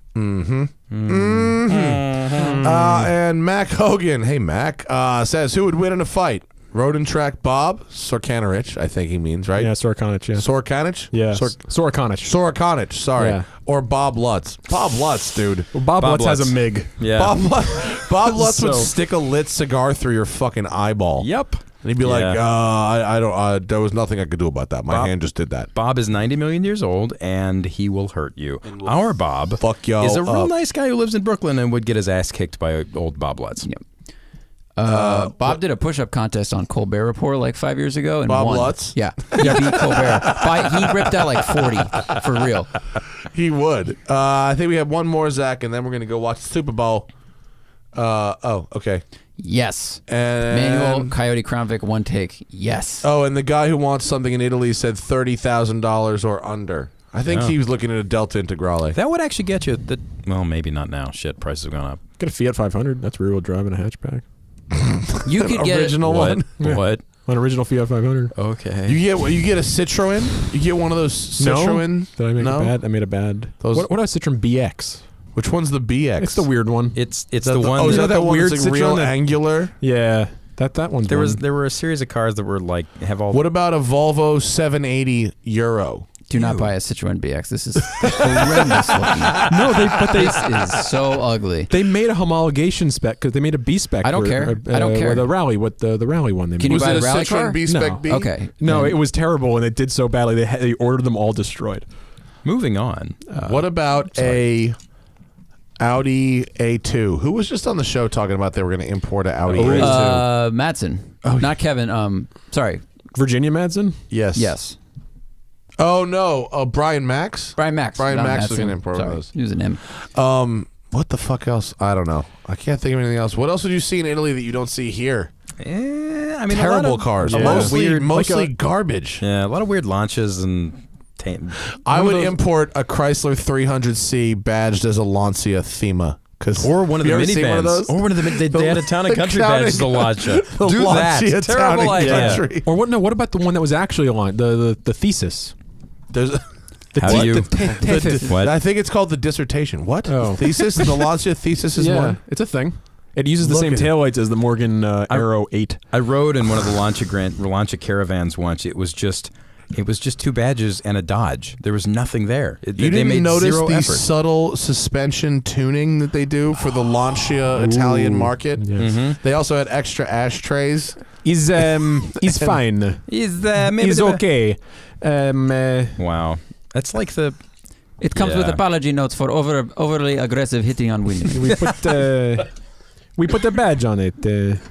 Yeah, I got nothing. If you like it. You were going somewhere with it. Nothing. Wow, that plane, you If barely you got liked the it, then taxi. you should have put a badge on it. We crashed the plane. You dragged the plane out of the hangar and just went, nah, it's raining. And it was Fuck me. Well, that's a show. Okay. That's work on a Sunday. Great. Sure. What are you guys doing now? We have to go to Lancaster. Are you driving to Lancaster right now? We're going to Willow Springs because tomorrow we're running a comparison test. Fuck me. Yeah. Not bad. Yeah, I hope it doesn't rain. No, it probably It's gonna. been the amount of rain you guys have gotten. The green. Oh, it's so good for Holy so shit. good for the state. Oh, We amazing. really need it. Oh. It causes massive amounts of mudslides in Malibu because they burned it out. I saw like 4 semis coming down from because I drove up here from Chiquala or drove up to Buttonwillow from Chiquala. Chiquala? That's how the natives pronounce it. Chiquala. T'Challa. Wakanda forever. I drove up here from Chiquala, and coming through Bakersfield, there were like 4 semis off the road, or I saw one that was jammed in between the buttresses that hold up overpasses. It was jammed in between that and the hill, like in 20 pieces, because guys just rip through. The freeways here don't drain, and guys just rip through standing water like crazy. Well, there were freeways don't drain. People don't change their tires. People continue texting. People keep going 80 People miles keep an going hour. 80 or 90 miles an hour without Nuts. paying attention. Well, there were signs on PCH on the way up to breakfast, and it was just like a puddle, and everyone they put like flooded right in front of the puddle. Like, what's the point of that? I can see where there's standing water. You really need to dumb it down for some of the folks around here. Apparently. If you drive left lane on the 10, because I was driving back, and on both directions, it's like there's lots of standing water on the inside of the freeway, and so it's just waves crashing over the wall at each other from other cars. So it's kind of like someone you don't know is egging your car, and then you're just doing it to somebody else. But Nick said he was having a cigarette in his car. Because he's fucking smokes cigarettes. So he's had a cigarette in his car, and he saw the wave oncoming from the other side, and he touched up the window, and it made it, except for like a quarter of an inch. It was so close that he made it, and it gleeked through the window like into his eye. Yeah. That's great. Anyway. That's the your new editorial staff of Road and Track in the house. It's only 2 people. We're gonna make it work. It's more than 2. Shush. Come on. Well, no, we had talks about what if you had a magazine? That would be awesome. And now you have a magazine. It was all inspired by that when Spinelli was on the podcast, and you said, "What if there was a magazine of people we liked?" And now look, there's a magazine of people we liked. I even collected these other magazines to give you inspiration. Now the only thing you have to do is not step on your dick. Try not to. It's awesome. Or mine. Congratulations. Congrats. Yeah, if it's awesome. If not, no, like the opportunity's awesome. Now, if you fuck it up, then we'll all look at it and go, well, you can do other stuff, but the most awesome part is editor Travis got the office out of Ann Arbor. Yeah. Well, I mean, we needed to put everything together. Yeah, and I was in New York. So that's the how political that filter. Bring the mountain to Mohammed. There's there's a thought bubble up there. Yeah, it's fun. Good for you. Really cool. Yeah, thank you. I'm very excited. How old are you? Cool. 31. Yeah, you young. Are you the youngest editor ever of this magazine? I believe so. I think so. Yeah. Yeah. Or any No, not any. I think I do think that Road and Track will now have the youngest editorial staff of any of the magazines. That's probably good. Yeah, that's good. Yeah. Thanks for coming in, guys. Thanks for having us. Shall we go Rams? Is that what we're doing here? Who's playing the Patriots and the Rams. Okay, sports today. Yay. Super Bowl. Anybody but the Patriots have won enough. They're like the Yankees of football. But I don't really care, but sure. I just want to see the halftime show. It's Grand Funk Railroad this year. I don't even know enough to... Oh my God. You're such a white guy. I don't even know enough. I take that back. There's nothing wrong with being a white guy. You're such a 90-year-old white guy, and we love you for it. I don't even He's know the youngest editor of the magazine. I don't know enough to make sports jokes. Who is playing? Rams and Patriots. Rams and Patriots. Weren't Go the both of those Rams Can I things. just really quick mention that this model Lamborghini that this young man got me, it has a suspension in it? Cool. You notice That's this? pretty cool. It's a Matchbox car with suspension. I think it's just the axles flexing as you press on it with your fingers. it's suspension. It's definitely suspension. It's like a shifter cart. It's double wishbone. The frame is flexing. Yeah. It's definitely Let suspension. me see it. Let's flip it over. Let's flip it up. It's definitely suspension. Like a You turtle. don't- Let's find out what you don't have sex to it look. is. It's definitely suspension. Just go in the YouTube channel that- where the guy restores Matchbox cars. Is that and you a can thing? Yeah, it's actually Really? Yeah, Does it's he have more super cool to subscribers watch. than us? He probably. You know how does. there's matter and antimatter in the Yeah, universe? yeah, They yeah. believe he is the antimatter of porn. pretty much. Yeah, That's what That's what fair. he's doing. Yeah. but it's super entertaining because he You definitely put dismantles it the on cars, to he not repaints come. them, he, Fair. he restores the axles, puts new wheels on. Zach's got the light out. What's the conclusion? Suspension? I thought so. Yep, it's got suspension. Definitely. The Smoking Tire Podcast is powered by Shout Engine. Get your own I damn can't see any- podcast. I can't see It's any definitely got springs. suspension. I think it's Leaf cantilever. spring. It's They're leaf inboard. springs. I think it's cantilever It's suspension. powered by Shout inboard. Engine. It's powered by Leaf Spring Suspension. Get your own damn podcast at shoutengine.com. It's easy. All you need to do is recognize that your Matchbox cars have full suspensions. Oh, it's a DSSV. And yeah, Sam Smith, thank you. Thank you. Thank you for that riveting explanation of a Formula One car. Travis Okulski, please don't steer the ship into the rocks. Silence. So bad. Silence. That feels so I'm bad. not making any promises I can't keep. I know you're not. Happy Super Bowling. See you guys later. Goodbye. All right, bye now.